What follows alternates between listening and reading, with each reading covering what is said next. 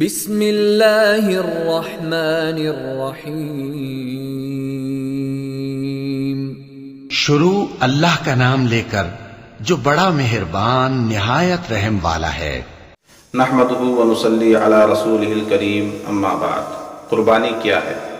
قربانی اللہ کی عبادت ہے۔ اللہ کے خلیل حضرت ابراہیم علیہ السلام اور اللہ کے محبوب حضرت محمد صلی اللہ علیہ وسلم کی سنت ہے۔ قربانی حضرت اسماعیل علیہ السلام کا جذبہ اطاعت ہے۔ قربانی اللہ سے محبت کی علامت ہے۔ قربانی نیکیوں کی ضمانت ہے۔ قربانی شیطان سے حفاظت ہے۔ قربانی اللہ کی عنایت ہے۔ قربانی صداقت ہے، امانت ہے، شجاعت ہے۔ قربانی ہجرت ہے۔ قربانی نصرت ہے۔ قربانی ہر دور کے انسانوں کی ضرورت ہے۔ قربانی بندے اور اللہ کے درمیان کے تعلق کا اظہار ہے۔ قربانی اپنی عبدیت کا اقرار ہے۔ قربانی کفر و شرک کا انکار ہے۔ قربانی شیطان کو جلانے کا ہتھیار ہے۔ قربانی جذبہ ایثار ہے۔ قربانی کرنے والا اللہ کا فرما بردار ہے۔ قربانی کا عمل یہ ہے کہ اللہ کے لیے قربانی کے دنوں میں جانور ذبح کیا جائے، لیکن قربانی صرف کسی کا نام نہیں، بلکہ قربانی اللہ کے حکموں کو ماننے کا نام ہے۔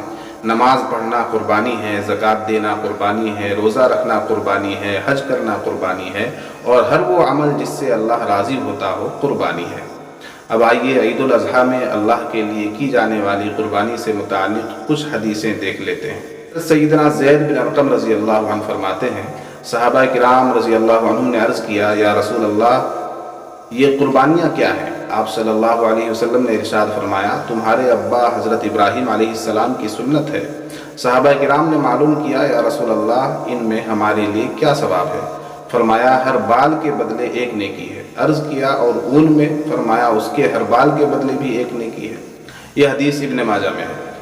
اسی طرح ایک حدیث میں ہے کہ ایام قربانی میں انسان کا کوئی بھی عمل اللہ تعالیٰ کی بارگاہ میں قربانی کے جانور کا خون بہانے سے زیادہ پسندیدہ نہیں ہے، اور قیامت کے روز قربانی کا یہ جانور اللہ تعالیٰ کی بارگاہ میں اپنے سینگوں، بالوں اور کھروں کے ساتھ حاضر ہوگا، اور بلا شبہ قربانی کے جانور کا خون زمین پر گرنے سے پہلے اللہ تعالیٰ کی بارگاہ میں درجہ قبولیت حاصل کر لیتا ہے۔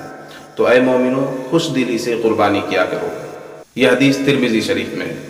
ایک حدیث میں قربانی نہ کرنے والوں سے ناراضگی کا اظہار فرماتے ہوئے نبی پاک صلی اللہ علیہ وسلم نے ارشاد فرمایا، جس میں وسعت ہو اور قربانی نہ کرے وہ ہماری عیدگاہ کے قریب نہ آئے۔ یہ حدیث سنن ابن ماجہ میں ہے۔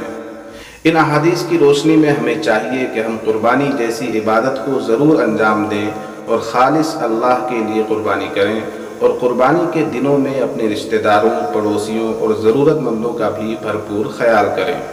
اسی طرح ہمیں چاہیے کہ صرف جانور کی قربانی نہیں، بلکہ اپنی انا کی، نفسانی خواہشات کی، تمام برائیوں کی قربانی دے کر پاک صاف زندگی گزارنے والے بنیں۔ اللہ تبارک و تعالی ہم سبھی کو عمل کی توفیق مرحمت فرمائے۔ السلام علیکم ورحمۃ اللہ وبرکاتہ۔